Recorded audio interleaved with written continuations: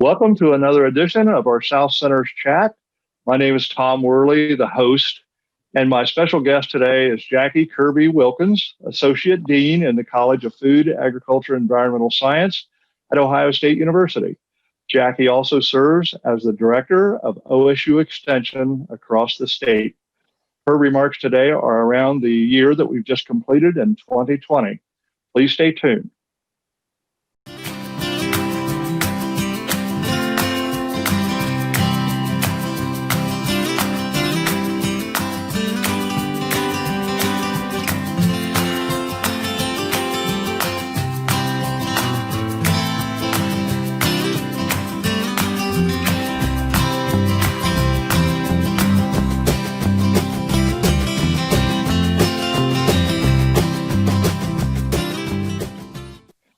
Hello again to South Center's Chat.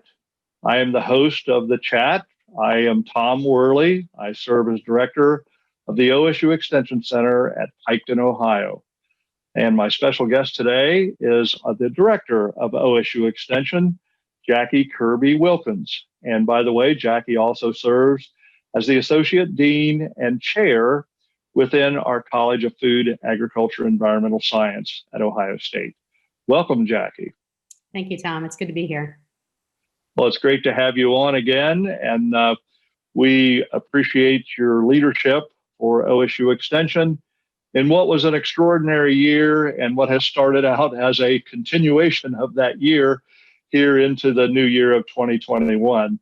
But I know there were many adjustments and transitions and really innovations that had to take place in OSU Extension programming over the past year in response to the pandemic, and we've developed just new ways of working and new ways of succeeding and being successful within OSU Extension. And I know that's your topic today, and you have a wealth of information to share, so we're looking forward to that.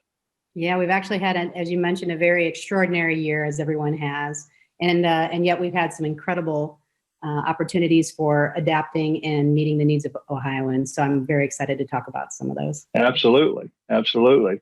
Well, I think Jackie has a set of slides that she is going to share as we go along. And I think that, first of all, you can see that she has stated the vision and mission for Ohio State University Extension, which is the overall, why we're here and what we're trying to do. So this has been in place and gets tweaked every now and then, but it really does capture what we're really all about in the whole organization, which is many hundreds of people. I hesitate to say just how many staff members, faculty members we have in OSU Extension, but these are the guiding things for all of us. Absolutely. Thank you, Tom. And I wanted to maybe just jump in real quick and talk about, with this extraordinary year, what were some of the things that we actually decided that we would do to address that. And, absolutely. And we thought about a lot of this all the way through and then culminating in our annual conference. But really our focus was on choices we had to make this year, because it was a year where a lot of times people felt very out of control of their environments and the circumstances. And I like this quote by Stephen Covey that says, "I'm not a product of my circumstances, I'm a product of my decisions." And as an organization, we recognize that true growth and development follows stress, right? It moves you out of that comfort zone, that status quo, and nothing was more true for that than this year during this pandemic and a variety of other things that followed. So some of the choices that we made this year were primarily focusing on facing those challenges that the pandemic brought that we couldn't necessarily predict.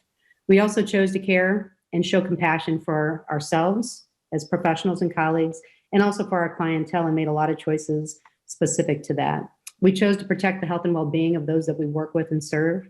We did a lot of that by way of our distancing and our virtual programming throughout the year. And then we chose to innovate and adapt. And while some people were really choosing to innovate and adapt, others just had no choice but to innovate and adapt. And that was good for us this year. It really moved us right along.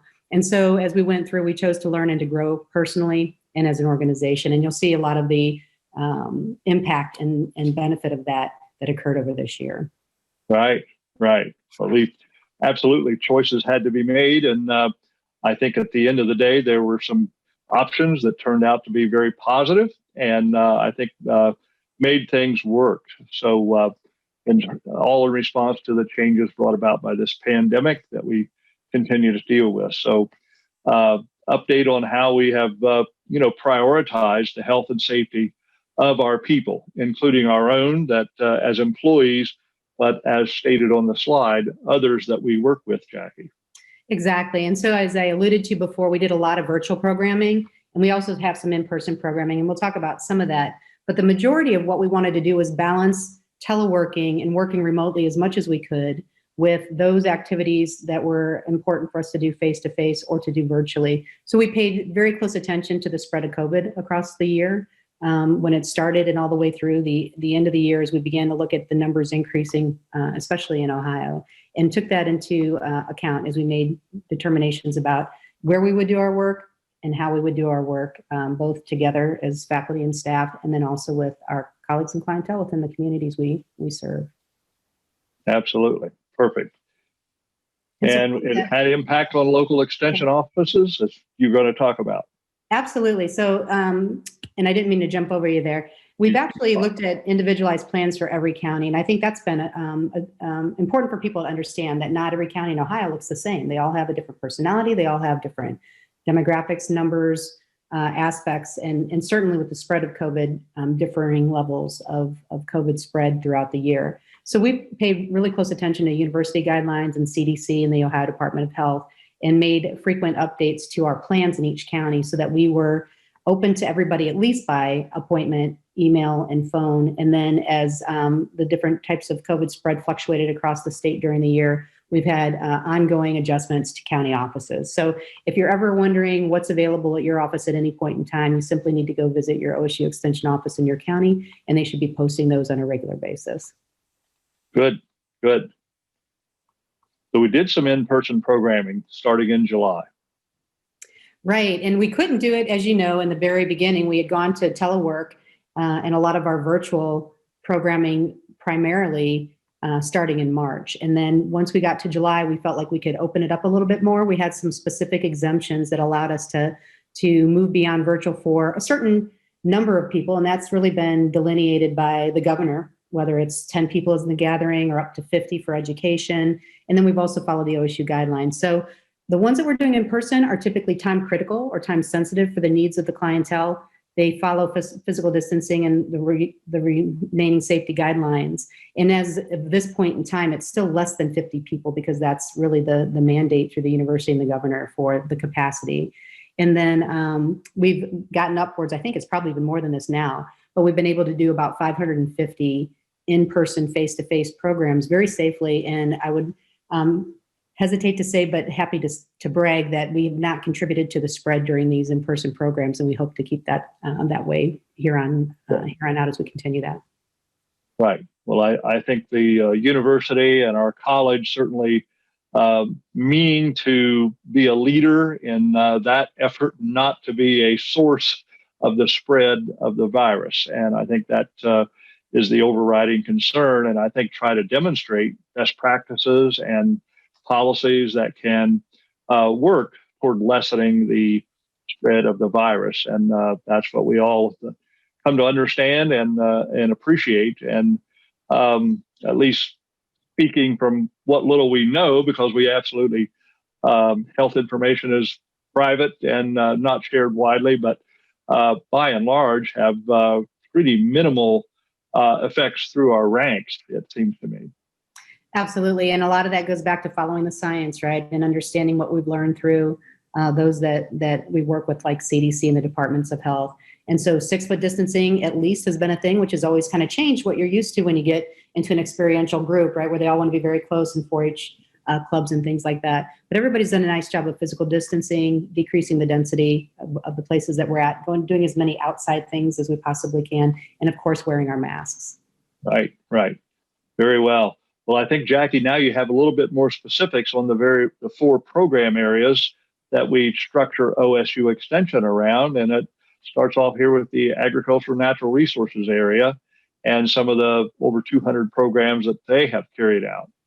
Well, I have to tell you, this is actually 200 programs just for the winter programming. They also, as you know, did a variety of others. I'll get into that real quickly here in a minute. But this is the piece that I wanted. This is like the coup de grace I wanted to show today, because they're doing winter programming that's pretty broad-based. And if you can't find something that you like, you clearly haven't clicked on enough buttons to find that out. So if you go to this agnr.osu.edu and programming, you can get linked to all those 200 programs. And so whatever area you're interested in, you can just hover over those boxes. And as you can see, for instance, the livestock one's colored here. But as you click on those, it'll tell you all of the different programs, the dates that they're happening. You can click on it and get more information about details and register right from there. And so we literally have, as I mentioned, over 200 programs happening, and they're all the time. And in addition to that, we're recording them because a lot of these are virtual at this point. So if you missed it, don't worry, you can likely gain access to it through a recording. Absolutely. Yep. So I was just going to highlight a couple just to have people put their eyeballs on a few, but literally this week, there's probably 20, 25 plus different programs. And that's true every week through the winter and early spring. So for instance, January through April, we've got Water Quality Wednesdays where they have a different topic each Wednesday. We've got our tax schools that have been incredibly popular. And obviously, as we're heading into tax, time for our farmers and all Americans, that's one that's really popular right now. We've got Good Agricultural Practices, which really focuses on taking care of the land, the appropriate food safety precautions that need to be taken into account when you're growing and providing food. And then Precision Agriculture, Precision University has different topics throughout January. And again, there's literally hundreds of these. So anyone that kind of captures your eye, you can actually send it and save it on your calendar and make sure that you've got a chance to engage. Absolutely. And I think that, as you've already mentioned, many of the programs, if not most of the programs, tend to have a recording and a posting after the fact as well, so they remain available. So it's developing quite a resource of programming, educational events that can be accessed into the future as well if you happen to miss it. So I think that's a great outcome. Absolutely. And we're thinking about sharing those again in various ways, either through links later on in Ohio Line, through Knowledge Exchange, which is another resource that we shared the last time we were here. And then as people, and in a resource library. So as people get them, they can actually link to those and share them with others. So the sharing is really endless as far as the possibilities there. Well, this is a very interesting slide. It caught my eye when I went through it, Jackie. So I'll let you get the thunder, but you go right ahead and show what's happened over those 4 years. Yeah, so I probably should have put another title on the top of this, but this is our e-fields, and that's a lot of our applied research that's done in partnership or on-farm trials with farmers across the state. And as you can see from 2017, when we first started this initiative, and this is a lot of our partners as faculty, researchers, and extension professionals across the state coming together with our partners, the farmers, to really look at data that matters in the locations that they're at. And then this eFields resource takes that data and that information that's collected, and it summarizes it in a way that's useful for folks across the state and beyond. So as you can see, from 2017 to 2020, we've moved from 45 trials to 218, from 39 farm partners to 107. And then we have 65 OSU contributors. And that just continues to grow. Our goal is over the next few years to cover this entire state in red. Wow. Well, I certainly see the progression, especially in the western side of the state, where the crops are concentrated in corn and soybeans, of course. And so that would indicate that a lot of farms are interested in participating, at scale, more or less. These are field scale tests and so forth. And farmers know that, it's one thing to get data from a plot, but it's another one when you have several acres represented that demonstrate the effect. So exactly. This is quite useful information to farmers on the ground. Absolutely. And understanding how to take information that's science-based and apply it to improve, crop productivity, yields, and profitability over time. We're going to be adding specialty crops into this. Well, I say that. We talked about it yesterday, and that's a hope that we'll ask. Okay. Well, we stand ready to do our part from South Centers on the specialty items. Excellent. And then just really quickly, some other key things for Ag and Natural Resources. We talked about Farm Science Review the last time we were here. They had over 200 additional programs that were identified and produced, and we've had probably even upwards of 1 million hits at this point for that. Of course, we did that Ag Madness to replace March Madness. We didn't come up with anything for the playoffs, but at least, at least the Browns made it. But we had 23,000 or more views for Ag Madness. And then we have a really popular show, the Southern Ohio Farm Show broadcast, and that actually reaches about 1,700 people weekly, goes across 25 states and several, this should actually say countries. And then we've got 2,900 Master Gardener volunteers who've given back 165,000 plus volunteer hours. And that's just a tremendous asset to the communities that they're in. And then another 500 plus people received their Ohio Certified Volunteer Naturalist certification and are working with a lot of our partners in volunteer service in that way to protect our environments and think about our natural resources. Yeah.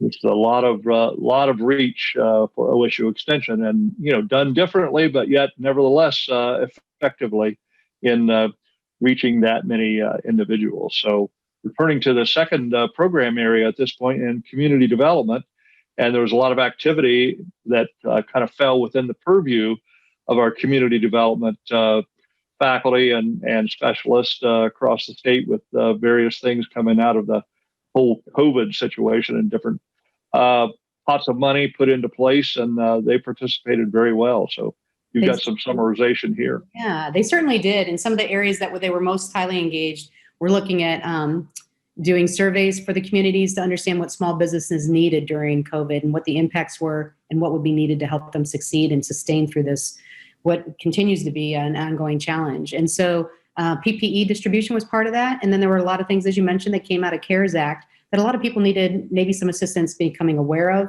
how to approach it, and even sometimes assistance with thinking about how to apply for those resources that were available. And as you can see here, we had another almost 27,000 participants in our community development programs and a wide variety of volunteers that gave hours for helping with those different aspects of COVID relief. Right. And third program area is family and consumer science. And this is a program that deals with great numbers of people from many different programmatic standpoints. And there's some great work that has happened in this area as well. And Tom, I always like to show this image because it helps people understand the breadth of the topics that happen in family and consumer sciences. And so food and nutrition is obviously part of that, healthy people and keeping people safe and well during this time. And then healthy relationships and healthy finances are all part of that. Some of the things that I wanted to highlight this time around is how much of our work was done around keeping people healthy in terms of mental health and wellness. And so we had a lot of coaching that went around first mental health first aid training, trauma-informed approaches teams, which help people who've been through trauma. And obviously COVID and some of the issues that go with it are very traumatizing for individuals right now. And then we had a really popular program. I know you are familiar with Real Money, Real World, but it's really financial literacy for youth. And we're in a lot of the schools across the state.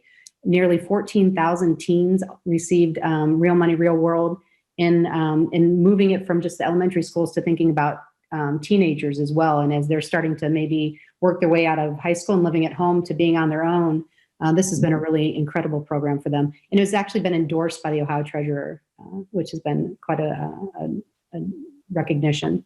And then as you can see, we continue to meet the needs for community nutrition around health and wellness, especially in the aspect of nutrition and obesity prevention for adults, teens, and youth. And so we're in a lot of schools across the state with our SNAP-Ed and with our SNAP-Ed program. And then we also do a lot with adults and youth through FNEB. Mm-hmm. Mm-hmm. Yes, very active group and carries out the educational components of those programs. So I think our final, the fourth program area is 4-H youth development, which is very, very popular and a lot of impact around how 4-H generally goes off through a year under the circumstances we found ourselves. But you've captured some great numbers, it looks like, Jackie, to share with us. Yeah, as everybody can imagine, and one of the programs people are most familiar with after they've either come into contact and work with our Ag and Natural Resources area is 4-H, right? And we're in every community. And one of the things that people always look forward to, even though we have a tremendous number of projects and activities and initiatives, is thinking about things like the club meetings, the approach in preparation for fairs, for instance, and the accumulation of their project learning that gets showed off at the fair, and then our camps and residential camps. And a lot of those were really affected quite dramatically in 2020. In fact, we weren't able to have any of our residential camps, and that impacted our ability to actually pay for and cover the hard costs of camps. And so you can see here, a lot of people really reached out and helped. We received almost $200,000 from about 1,400 different people to help keep camps going. So all the nuts and bolts that have to be paid for, regardless of whether you have youth there or not. So we're looking forward to, hopefully, fingers crossed, that we'll be able to do residential camps this year. But of course, we have to continue to reduce the spread of COVID and get the vaccinations happening and get to a point where we can bring people together. So we'll hear more about that probably the next time we come together. But they also had an impact as it related to the fairs. And so we did a ton of experiential learning projects throughout the year. A lot of those were done virtually. We still had, as you can see, 90,000 youth involved in Ohio 4-H and over 63,000 in specific 4-H clubs. And then 190,000 projects and programs completed across this year during COVID. And so that's, I think, a huge success, knowing the constraints that we had as far as it related to actually meeting face-to-face as clubs and participating as we would traditionally do at some of our camps and fairs. Right. And as you introduced 4-H, it's near and dear to the volunteer advisors, and working with the extension staff in every county, and the fair is an integral part of it. And so a lot of emotion, a lot of to overcome around those traditional ways of doing things. And that varied from county to county, depending on where your fair falls. If it was up in the early part, say late June, July, it's one situation, then it kind of progressed from there on through the months as fairs are scheduled around the state, and had impact on how fair boards decided to proceed and get things to happen. So very, very different this year. Exactly. So a little bit more about, go ahead, Jackie. Yeah, well, exactly as you mentioned. I mean, a lot of that, and a lot of people don't recognize that many of those decisions are outside of our control. We educate and prepare the youth to be able to participate in the fairs, and then the senior fair boards are the ones that have the control of the fairs and a lot of what goes on at them. And so we've been incredible partners. But every single county fair had a different, nuanced approach to the fairs this last year, and likely will again this year. And so it'll be interesting to see how we take the lessons from last year and decide what we want to keep and move forward with, and maybe some additional changes as we move through. So we had the campish, the virtual camps, and you can see that we did a lot of STEM challenges and a big increase in what we call special interest clubs. And so these are anywhere from 4 to 6 weeks of a specific topic.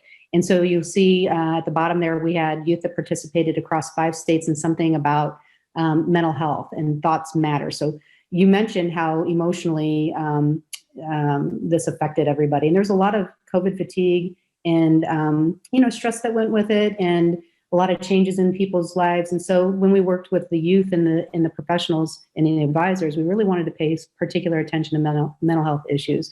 So we did mental health trainings for over 200 of our 4-H volunteers. We did a variety of programming for our youth. And then this month actually is Ohio 4-H Mental Health Month. And so there's a lot of activities and resources, videos, options for our club advisors and others to use that really focus around staying healthy and well, both physically and emotionally during this time. Right. All right, very well. One more slide, or whatever you got left here, Jackie. Yeah, 4-H. So 4-H, if you want to hear more about what they were doing, obviously our focus has always been on workforce readiness and creating leaders of tomorrow, but you can get to the 4-H Development Impact Report that gives you a lot of really good data around that. And just last couple of slides real quickly, the Ohio line is something that you're familiar with, Tom. We've got well over 950 fact sheets that are on there. We've got close to 1 million users and 1.3 million page views annually on this. And so if you have any kind of question or things that you're looking for, I know my husband looks up information all the time as he's trying to figure out the home gardens and the trees and everything outside, as well as insects and pests and and things around farm management and health and finances. I can't imagine a topic you'd want to know about that's not probably available here. So I hope everybody will take some time to get onto Ohio Line through ohioline.osu.edu and learn more about some of the resources that we have.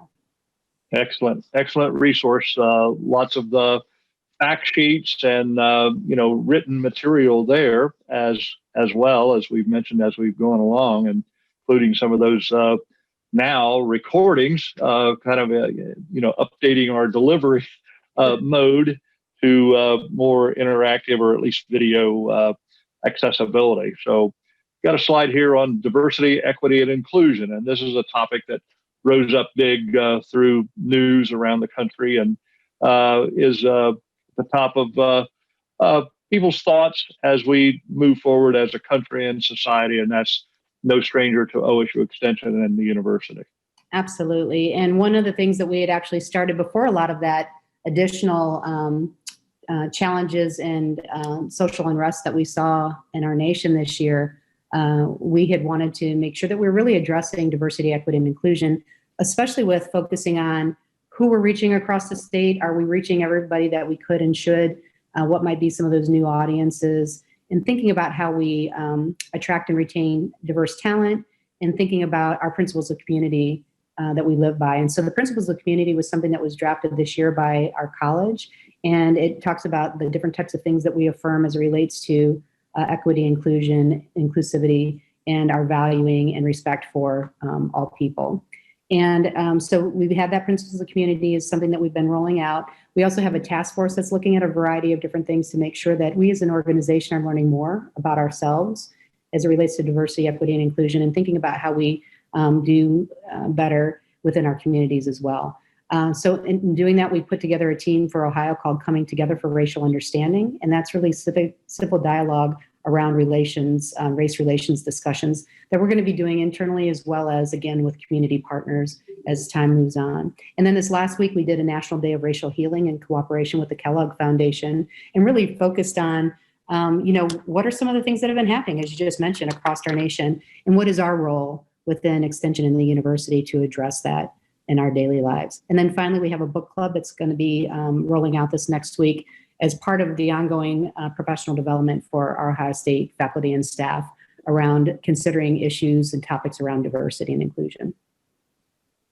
Very good. Very good. Well, Jackie, we're just down to a few seconds, I guess, at this point. And I know a minute is not very much time, but I will certainly say thank you, but also offer you just a few seconds if there's a last minute thought you want to share as we look into 2021 as with optimistic eyes and hopes that we can even build upon what we've started in 2020.